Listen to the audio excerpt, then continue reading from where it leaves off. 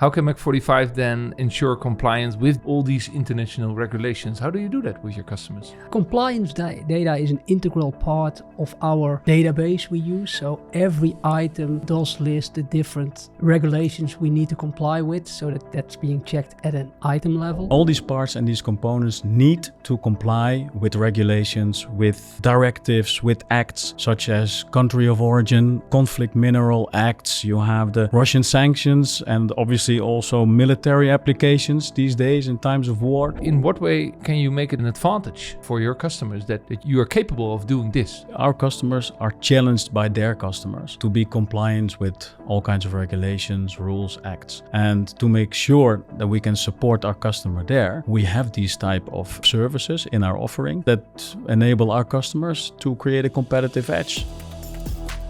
This is Till Supply Conductors, a specialist podcast about integrated supply chain management. And we're using thousands of chips per day integrated in all the devices and machines around us. And we rely on top-notch medical devices when we need them in life. It's just two examples. The industry chain that goes behind all this is a very complex business. And in this podcast, I will ask the specialist of Mac45, a Dutch supply chain company, to open and present this world to me. My name is Maarten Bouwhuis. Welcome to Till Supply Conductors. And with me here today, Bouke Zijnstra, CEO of Mac45, and Dennis Halberstad, Manager Project Management of Mac45. Warm welcome. Bouke, we have to talk about compliancy and the need and the development of compliancy in your business. High tech is a global industry where you're working in. Numerous companies, of course, collaborate to create and maintain a complex supply chain. That's what you're working on. And no one wants to do business with sanctioned companies. And sometimes that still happens, sometimes without even knowing it. So that's why we have to talk about this compliancy. The EU directives that are there, such as ESG criteria, reporting obligations, CSRD, for example. How does this impact the supply chain? Yeah, Maarten, compliance obviously is not a very popular topic. But it is important. But it is important because our customers, they produce high-tech machines. And high-tech machines have thousands of parts and components.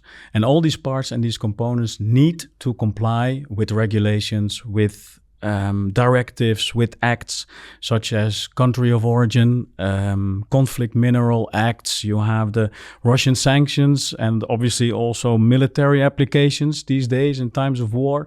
And, our customers more and more get challenged in all these directives and acts. And Mac45 helps them to make sure that we are compliant with all the products that we deliver to our customers. Mm-hmm. You're in the business for quite a long time. Is this increased and how much? Do you have the feeling that it is putting more and more pressure on what you're doing? Yes, it has significantly increased in the last few years. So we entertain compliancy officers now. We never had them before. Yes, but it's basically a department, Maarten. And we have to make sure that everything that we do is compliant. It's difficult because we work with thousands of suppliers.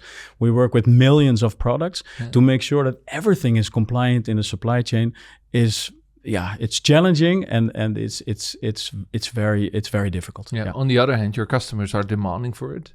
It must be done. Yes. And how can you make it in your business? Because you explained to me in our first episode that you're about the integrated supply chain. So you want to help your customers being there on their sites, building their machines. So in what way can you make it an advantage for your customers that you are capable of doing this? Yeah, well, obviously our customers are challenged by their customers to be compliant with all kinds of regulations, rules, acts, and to make sure that we can support our customer there. We have these type of services in our offering, that enable our customers to create a competitive edge. in proving to their customers that they comply. Yeah. As Mac45, you're part of the, let's say, economy in the southern part of the Netherlands, around Eindhoven, which is a big high-tech sector in the world. Yes. You're part of that. Yes. Do you have any lobby power to influence all the compliance rules that are there? We're surely trying. Do you wish to have? No, we're surely trying. But you have to bear in mind, Maarten, we are an SME company. So we only have 300 associates worldwide. And for an SME company, it's very difficult to have any kinds of influence. So we are trying that influence more through our customers than lobbying ourselves. Yeah, your customers have more impact. Yes, correct. In that way. And how can, in practice then, because then it's always good to have a talk with you about the practice.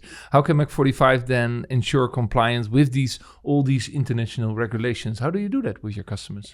Compliance data is an integral part of our database we use. So every item does list the different regulations we need to comply with, so that's being checked at an item level.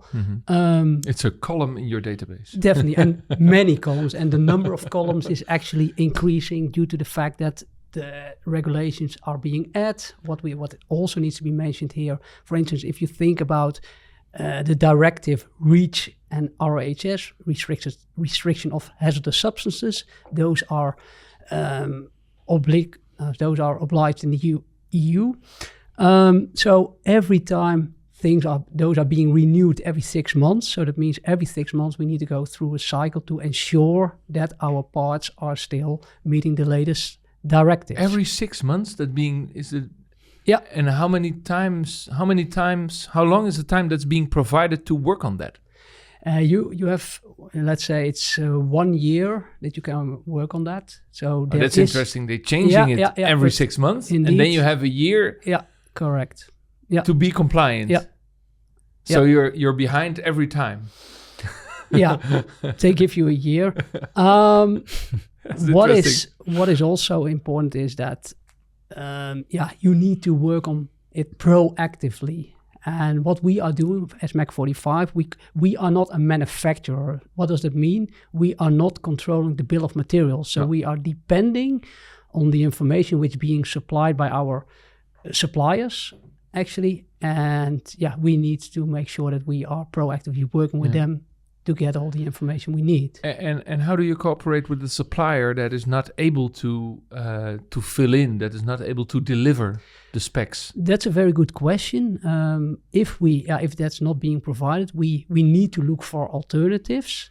If we know that the product is not compliant, we are not supplying it to our customer. We will notify them about it. And we will look, like I said before, for alternatives. That's clearly a risk in the supply chain, right? So is there a tension between not being compliant and maybe being compliant in 1 or 2 years? And we still want to do the business because we have such an important customer and he needs those components right now. Yeah, I would say all the suppliers in the chain are aware of the regulations. So they need to comply with those as well. So I would say there is not a real conflict there because there are no other customers accepting the products either if you supply in the EU. Is it a subject in the boardroom meetings you're in, Bouke, and is there any tension sometimes about it? Yeah, for sure it is. And to add to Dennis, obviously before start looking for alternatives, we try to solve things in partnership with our suppliers, but also in the boardroom of our suppliers, I get invited. And I have to also stress what type of customers we have. And then obviously working with blue chip international customers, that is sometimes a convincing argument. That helps. Yes. So because of your customers, you can push your suppliers to work on their compliancy. Yeah, they know where their products end up at the end of the day. Yeah. So they don't want to have sort of, negative press around not being able to comply with certain regulations. But actually, they don't want to. Sometimes it's more difficult than others. Has there been any negative press the past years? Not to my knowledge, because we are able to solve these things in partnership. Or, like Dennis said, we sometimes search alternatives. Yeah. Yes, And I can imagine it's part of your added value with your customers, because you work for them and try to manage the compliancy. Yeah, we are taking away a lot of workload actually from their desks. Yeah. Because we need to provide the data to them, as opposed to them approaching the suppliers themselves. They have one point of contact, as we are supplying a lot of parts to them. You're taking the workload from them? Yeah, definitely. Is it nice work to do? I wouldn't call it nice work, to be very open and honest with you. But yeah, it's part of the game, right? We need to do it. We need to make sure that we are compliant. So it's not a choice. Yeah, it's a hygiene factor which really needs to be filled. Yeah. On the other hand, you said we're an SME company. So what I read about it is, for SME companies, this is the toughest part, because corporate companies, big global companies, they just have more people to manage this. Yes, that is correct. But big data systems like we have at Mac45 really help us to make sure that we get all the information that we need to make sure that our customers comply with all the regulations. Bouke, Dennis, thank you so much for this talk. This was Till Supply Conductors. Of course, watch out for the next episodes, and take a look back at the previous episodes that we already made, and take a look on the website of Mac45 for more detailed information. My name is Maarten Bouwens. Thank you for watching and listening.